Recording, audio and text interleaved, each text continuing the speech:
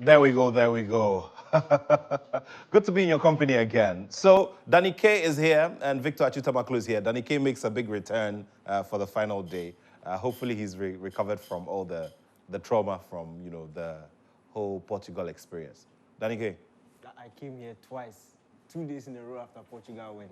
Then I went off and I'm back. It's behind but I heard you admitting to one of our cameramen that, it's been tough. What I said was, what is the point in watching football when Ronaldo is not there?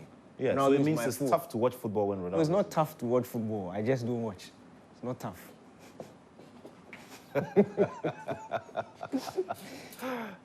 The moment is finally here with us. Spain, not too surprising. England, well, in a way. Before that, on July 15, I'll mark 6 months with the multimedia group. Wow. Every day, I see evidence of why this is the biggest media corporation in the country. The psychologists that have been deployed to handle Daniel's case just goes to show you how they pay attention to everything and every asset is handled with the most professional care. Look. What is this why I came back? Look. What is this? The Daniel that I saw on Tuesday and the Daniel that I've encountered this morning. Today, yeah. Look, multimedia is multimedia. Yeah. It's not multimedia. Vast, I have a wife. It's vast. Something you can't relate to. It's vast. I have a wife, so in my moment, Daniel was deep in the abyss. difficulty, that's where she comes in. No, Let's you're talk about the game. You see, those who saw I'm not discriminating. those who saw You should Daniel get on somebody. Prime Extra on Saturday morning will attest to the fact that he was off. Yeah. The wife tried to resuscitate him. And she was He successful. came here on Monday. On Tuesday, the psychologist said, "Hey, The nah, reality. the reality." So to HR, Raymond and the guys there, considering, look, you've put up a fantastic business. You see, the job is... Can we discuss the game? It's not the research, the editorial policy. All of those things are important. But the peace of mind... work. He didn't have it. He lost it. But thanks to the excellent structures we have here, once again, the psychologist, Sally, 21 gun salutes. Well, we'd have to give a 21-gun salute to one of these two teams. We're still not sure who it is, but there is conviction here in the studio as to who will lift the trophy on Sunday evening. Victor, as I mentioned, it's unanimous. It's a thought that we've all shared that Spain, based on the form showed and the actual form and the game form, has been amazing. And for that, we're not too surprised. England, at certain points, not everybody was sure. Not everyone was sure because they started the competition poorly. The manager tried to accommodate too many characters with similarities or similar skill sets in the team, and that affected the balance of the team and essentially shackled the team to the extent that they were not being expressive, they were not playing with the same comfort and freedom that you expected they would have. But as the tournament has gone on, two things have happened. They have been rescued on occasion by some of their best performers, even in games where they were not necessarily excellent. So Jude Bellingham scored that last-minute goal, Harry Kane as well, in consecutive games. And then from the round of 16, you began to see the coach deviate from norm to revert back to the system that has served them so well in the last 8 years that he's been the manager of the team, which is the back three, very compact block, but also allows his best creators in the game to express themselves and be able to influence the matches. And that's why, against the Netherlands, we saw England play possibly their best football all tournaments. And it was also the game where we saw Phil Foden be as expressive as we've known him at Manchester City, even though it wasn't for 90 minutes. But hey, you have to compare that to a team that is, for all intents and purposes, the best in the competition. I said, and a lot of people did not expect they would come this far to make it to the final of this competition, because in the last 6 years or so, you would always find a Spanish team that is showing a bit of promise, but when it comes to the major tournaments or the big games, they choke under pressure. But this is a team that, since the beginning of the competition, have played with a lot of freedom, have shown that there is variety to their attack, they can control games, and even with 21-year-old Nico Williams, 16-year-old Lamine Yamal, can have certain degree of maturity to know when to manage games and protect the advantage that they have, as they demonstrated in that game versus France in the second half of that game. Look, and the numbers speak for themselves. The first team to win 6 consecutive games across the European Championships, the first team to win 6 consecutive games in the same competition. Now they are on a stroll. One of their key actors, and for my money, the best player of the competition, is Fabian Ruiz. He has played in 5 of these games, and the dynamism that he brings to their game, I mean, his starting position is often predominantly on that left side, but when the game state requires it, he can drift infield. He is not afraid to make those horizontal movements infield to be able to influence the game. And the goals that he scored have come from a similar position.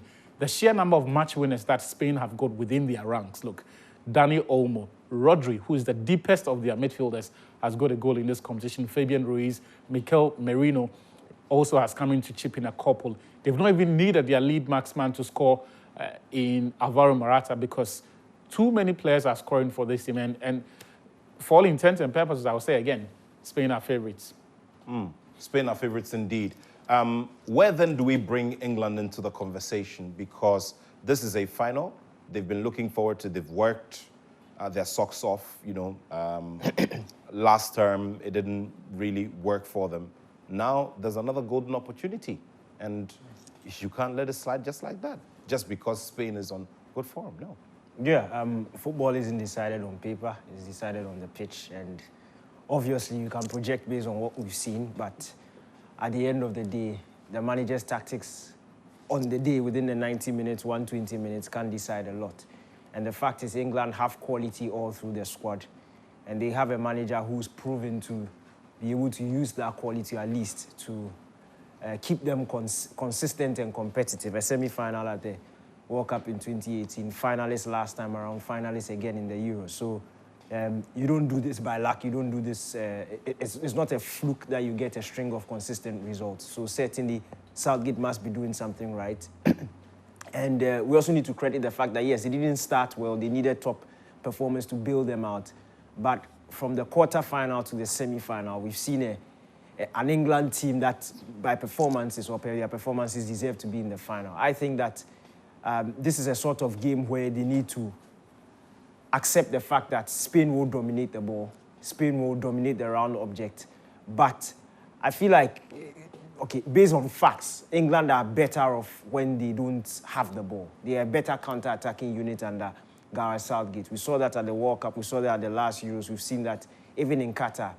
When they have to sit back, defend low block, very compact, they have the guys who are up top in midfield who can pick the passes and then exploit those spaces that are left in behind. So I think that this sort of game and the sort of opposition plays into England's hands. I think this is the first time in the competition they are going to face an opposition that loves to keep the ball.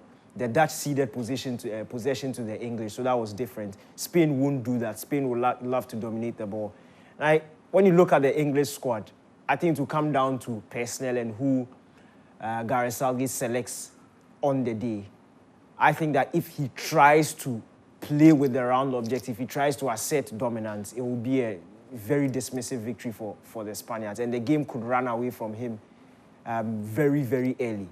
But if they know and they accept the fact that Spain are the better side in terms of dominating possession, and they allow the Spaniards to string the passes around, but they maintain that defensive solidity, that concentration there at the back, I think England have players in Saka, in Bellingham, in Declan Rice, who can give you that balance between defense and offense, and can also spring up when the chances come up. So look, it's not as simple as it seems on paper. A final is always a final. We hardly ever see one-sided finals in world football, and I don't think this is going to be one. Yes, we saw Spain dismiss Italy 12 years ago. Yeah. Since then, I don't think we've seen a one-sided final in be it a World Cup or a Euros. Yes, France beat Croatia 4-2, but it was a certain time in the game where it completely went away from the Croats. The game was balanced up to a point. So I don't think we are going to see such a simple, straightforward victory for Spain, even if they get the victory. I think England have the tools to be able to hit them. All right, so it's a good time to go back and just backtrack a little bit, just take a look at how both sides made their way to the final. Remember, the show is proudly sponsored by NASCO Bring Home Happiness, and Heritage Christian College, educating passionate entrepreneurial leaders. Now, Danike, you were projecting that, for instance, if England are able to hold Spain for the better part of the game until maybe like the 75th minute, they can then try to put men forward and switch things around and see if they can steal it. Yeah, the fact is, it's a final. It's not time for entertainment. They are not there to entertain the fans. The English fans want to win. They are not there to for you to play nice football. So I'm saying keep it a game. Keep it very compact, very difficult for Spain to create chances, opportunities for them to score. Keep yourself in the game up until the last 15, 20 minutes. That's when you can start taking certain risks.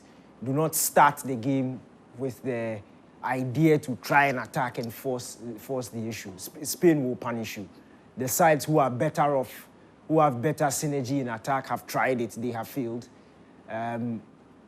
But the fact of the matter is, you see, when you compare this Spain team with the Spain team that won the last time they won in 2012, that team was way better in possession. That team, their counter press was way better. It was very difficult for opposition teams to fashion chances against them. So they could be careless at times, but won't be punished because the system will take care of it. This time around, this Spain team, although they are really good on the ball, although they are really good in their counter press, we've seen them concede some chances, especially in the knockout phases. It's been the opposition's inability to score that has let them down. The Germany game, Germany hit the post, Havertz got brilliant opportunities. Even the France game, the last 10 to 15 minutes of the game, Mbappe had a glorious opportunity. Typically, Mbappe should at least be hitting the target. France got opportunities from set pieces, header. We saw about 2 or 3 free headers. Chouameni got a couple. I think Upamecano also got his head to a couple. So the chances will come. Like, there are avenues where you can create chances against them.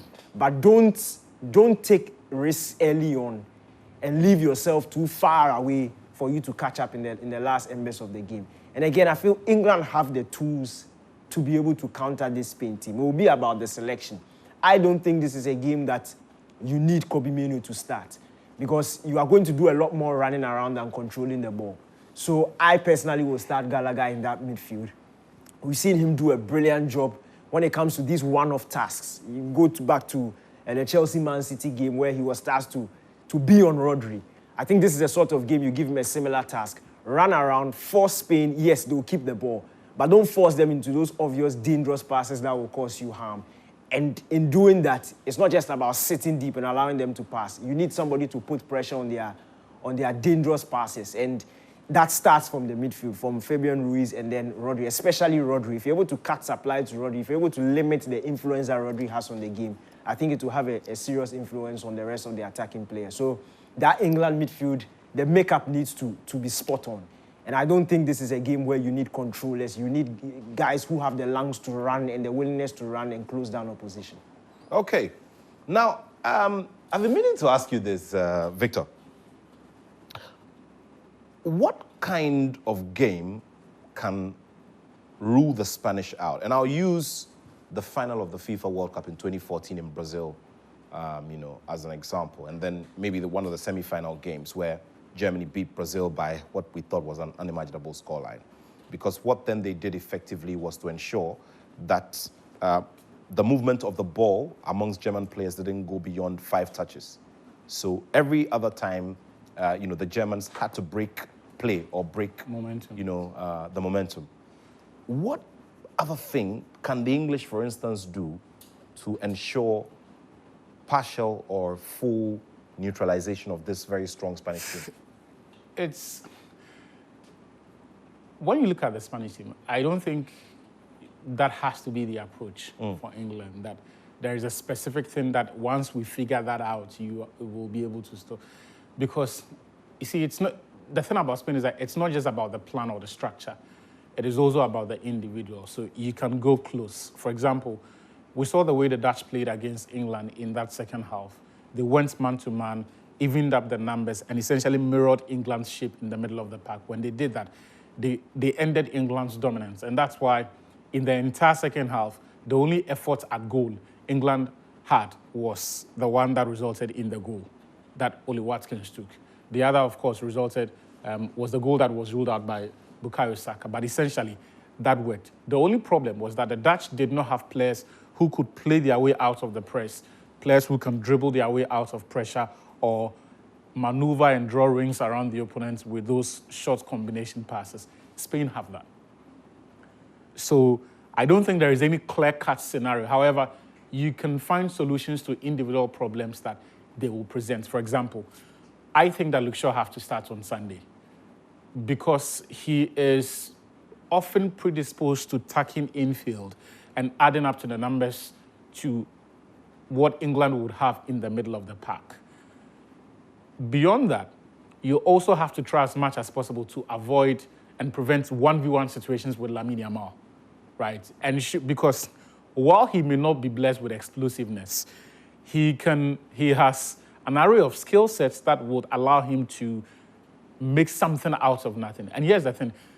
When he dribbles past a player, he doesn't necessarily need to carry the ball forward himself. He just needs to release the ball to the nearest player in space, or as we've seen him do on occasion to devastating effects, sending a cross to a player who's better positioned in the box and they can score. So for as much as possible, ensure that your fullbacks are not exposed in the manner that teams that have allowed him that have been heavily punished for. Beyond that, my point of departure from what Daniel explained will be the Rodri points. Rodri should be the last person England worry about because for everything that Rodri is, he hardly makes penetrative passes.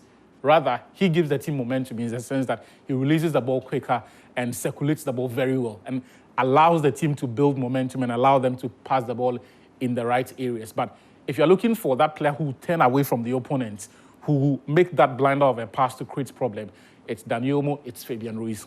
Those are the players you do not afford an inch of space to.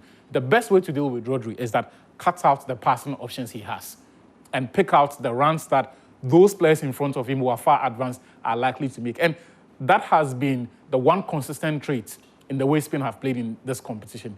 If you look at the goals that Mikel Merino, Fabian Ruiz, Dani Olmo twice, and even Rodri himself, a lot of those goals have come from either players taking central positions with third man or late runs, or making those vertical runs into the penalty box where no one picks them up and then they score. We saw it twice against Germany. We saw it 3 times against France. They scored once out of it. They scored twice out of that from that play against Germany. Twice from the same pattern against Italy. That style alone has produced about 6 goals in this competition for them. And that's why one of the obvious things England have to do is to ensure that you pick out those runs and those players and you track where they go.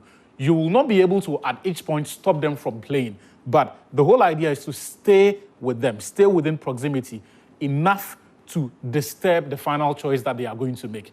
Either force them into making a safer pass or put them under pressure not to be able to hit the ball or get a cleaner connection onto that pass. But which is easier? Which is easier? Tracking the 5 or 6 players in front of Rodri who are all individually dangerous, tracking their various mazy runs or trying to stop the source itself. But those passes have never come from Rodri. That's why I'm saying that my focus is not on Rodri. You are looking at the final pass. Just to finish. The source pass is always from Rodri. Just to finish.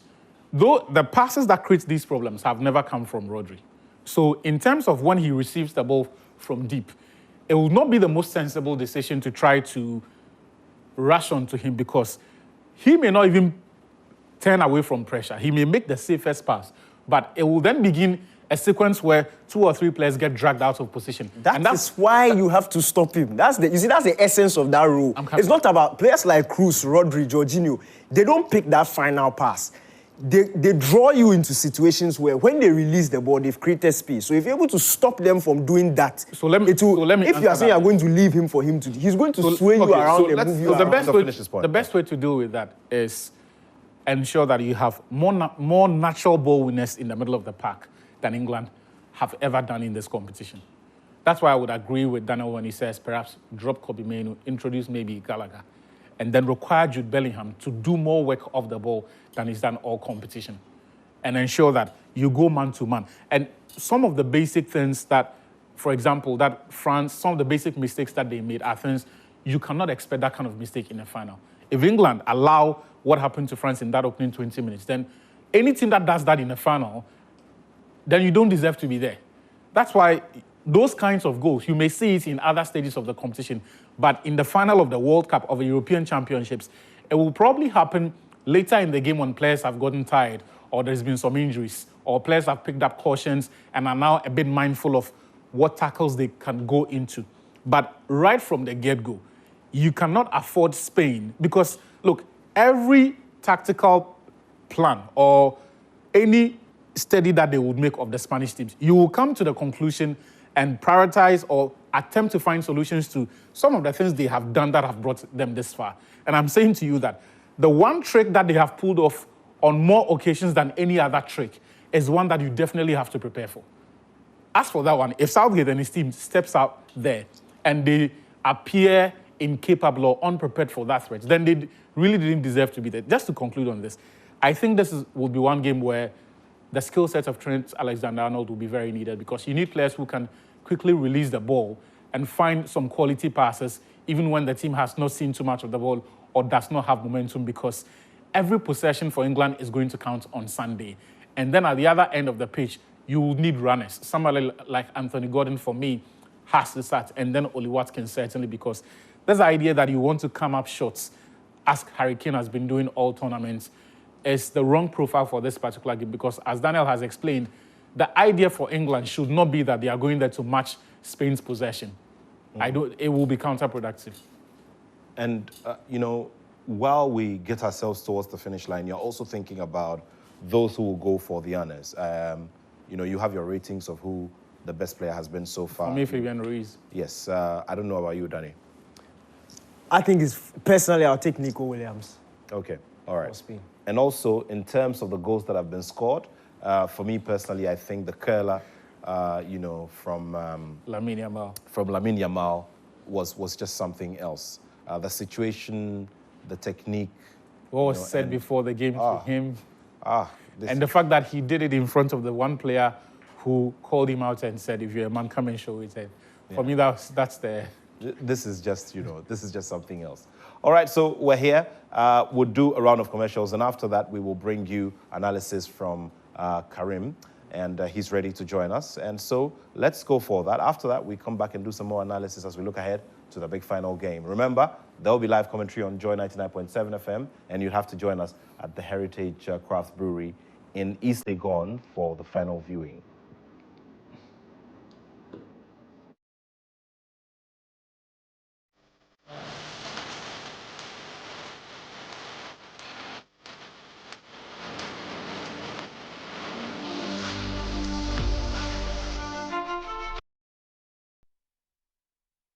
Okay, we sure are going to see some goals as well on Sunday. Hopefully, it all wraps up in 90 minutes. You know, the whole delay with extra time and penalty sometimes, Well, so you know what time it is, don't you? The philosophical Karim joins us now. Yeah, and Karim has a way of, looking to his left before walking in. He looks like a candidate going for a presidential debate. You see that I've shaken... you shook his hand. Daniel first. Yeah. Every day I shake you first. Okay. But today I'm No, shaking... but traditionally you're supposed to start with him. No, but yeah, every day I You know, come traditionally you have to start from the right. But I have made it a tradition to come to you first. But today I've breached that tradition and went to Daniel. You want to rewrite it?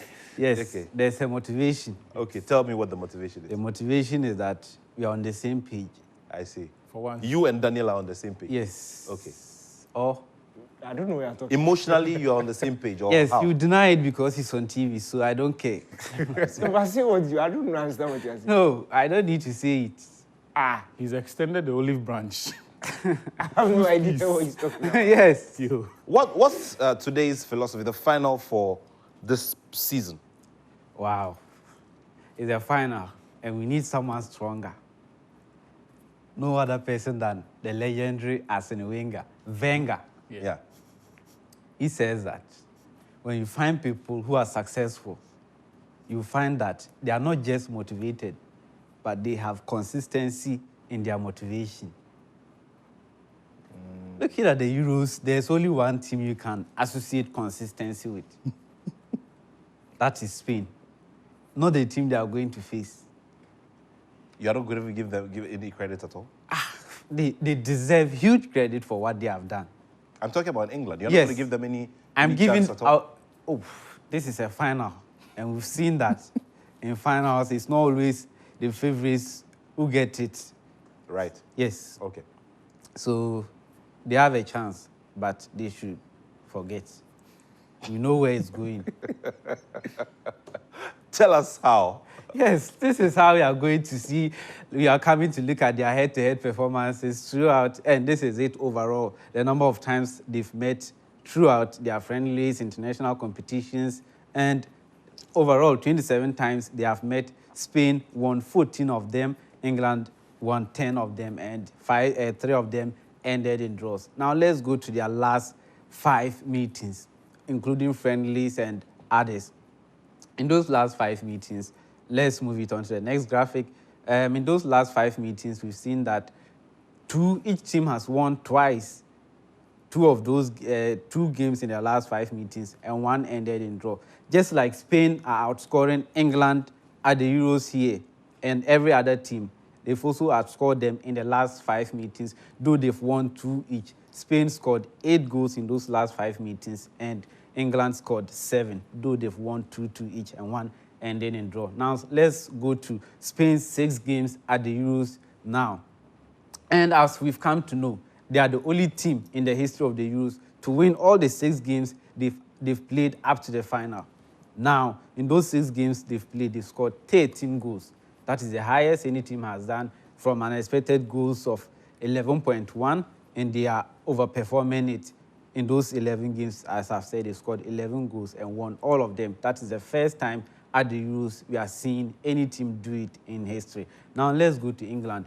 They have also find ways of winning games, but we've seen that they've sort of having some mentality Jude Bellingham borrowed from Real Madrid and brought it to their game, and they are using it really nicely. Looking at it in their round of 16 game, he had to score late in stoppage time to send it to extra time, and Kane scored the winning goal for them.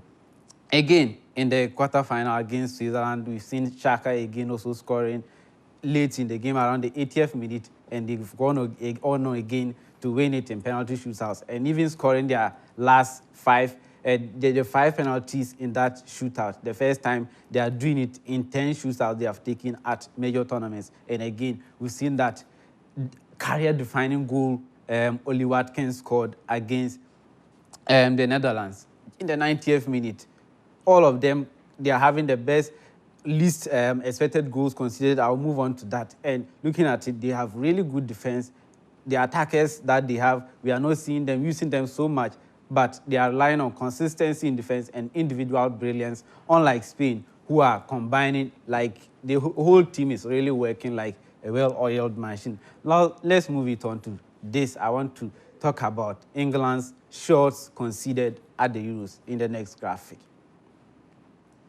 Okay, overall at the Euros, England, they have faced 57 shots, resulting in just 5.3 XG conceded. So if you are looking at it, in 90 minutes, they are conceding an XG per shot of just 0.9. It means that each shot they are conceding at the Euros, there's a 9% probability that that shot would end up in goal. It tells you how good their defense is.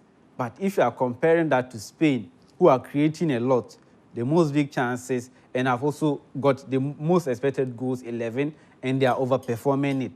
It means England, they are resilient at the back, but looking at the kind of goals they are conceding, that one Pickford conceded in the, I don't know if it's against Slovenia or in the group stages from long distance out. So Denmark. Yes, Denmark. And also against the Netherlands, just this past weekend, we've seen the goal Xavi Simons scored. If Pickford is conceding those kind of goals, and we've seen that Spain have the ability, all of their goals they've scored at the Euros.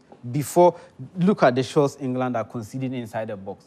before Spain's last semi-final game against France, they scored all their goals inside the box. And now look at the number of shots England are facing inside the box. And Spain have the ability to create those chances inside the box. It means that if Pickford is allowing those kind of goals into his net, and we know Spain have the ability to also shoot from distance, but they like to work it into the box. And England are allowing so many shots into the box. It's going to be a really nice game to watch, and as we know, we are going to win it.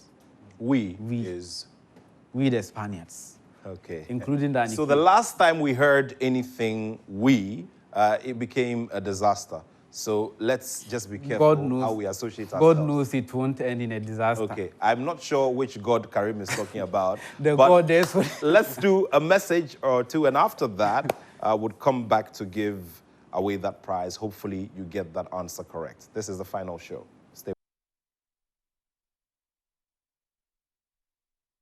Well, there we go. So this is it. We've got here a pressing iron from NASCO, and it's going to go right here on the show once you're able to give me that answer. Well, Scotland are an active participant in the Euros. Who is their highest, player in their history? Well, just let me know a name and the number of caps, and we'll give it to you. It's as simple as that. So the question there, and of course the phone number to call is right there. Let's start getting into our final comments about expectations of the game and how it's going to go. I'm actually going to bring, Karim back so that, he tells us, how he also expects it to go. He's already told us that he knows Spain will win, but how are they going to win? Yeah, let's begin with you. I just want a very interesting final. Interesting in the sense that I don't want it one-sided. I'm used to having boring chess match type finals, and that's what I want, actually. I want England to stay in it. I don't want this game to follow the trend as a very simple and straightforward win for Spain. Even if Spain wins, I want it to be close. It's a final, and I think we deserve to have at least a final that will have talking points up until the end. We'll have us with our emotions all over the place until the end. Not that it will be over by halftime when Spain will run away with it. Okay. Victor, tell me. I think we won't get a cricket score like a lot of people are expecting. This is the game where Gareth Southgate essentially reversed. Please hold on that thought there. Let me see if we can get a correct answer from our first caller. Hello, good morning. Hello, good morning. I'm struggling to hear you. Hello, good morning. Good morning, how are you doing? I'm fine. Okay, great. What's your name? Please, I'm Vanel Obidiaba. Okay. Can you give me the correct answer for this question? Who has the record number of appearances for Scotland? Kenny Dalglish. Kenny Dalglish is correct. Kenny Dalglish is correct. Congratulations to you. Oh, yeah. I like the excitement in the background. Kenny Dalglish with 102 appearances. You're very correct. So congratulations. Hold on. My producer is going to speak to you, and we'll present this prize to you from NASCO. Thanks so much to NASCO. You were making the point. Yeah. I think this is a game England revert to type and adopts a very compact, disciplined approach. And don't expect to see an exciting game on Sunday. It will be a close game. I just expect Spain to eventually nip it. Okay, so Karim will come over quickly. Karim, come over, join us here, and let us also know what your thoughts are finally before we wrap up. I've already said that it is the most consistent team we have seen here, and that is Spain. England, they've come to tell us that maybe they are having some Real Madrid spirit in them. But Real Madrid is in Spain. We've taken it back. So we wrap up in regulation time? Regulation time is not going to... Okay, all right. Thank you all very much. Join us at the Heritage Craft Brewery. Victor's tongue is just primed and ready for sipping some very good beverages. We're going to meet there on Sunday. Join the rest of the Joy Sports team. But we're very grateful to NASCO for sponsoring the show. We're very grateful to Heritage Christian College, grateful to the whole team here. And also would like to say a very big thank you to Nake Clothing, Justice of Nake. Thank you so much for making us look this good. And Danny K just sat up so you could see him properly, Yeah, He's his a wife, guy, His he's a wife is guy. going to take him on another honeymoon this weekend. But please release him for us, on Sunday. Yeah. So thank you so much once again to Justice of Nake Clothing for making us look good. We're grateful to everybody, the members of the Joy Sports team, all the members of the production team. Let's see how things go on Sunday. And there'll be lots of reviews and analysis on all of our pages on our digital media. Thank you all so much. Big salutes to all of you. My name is Nathaniel Atto, and I have love for sport.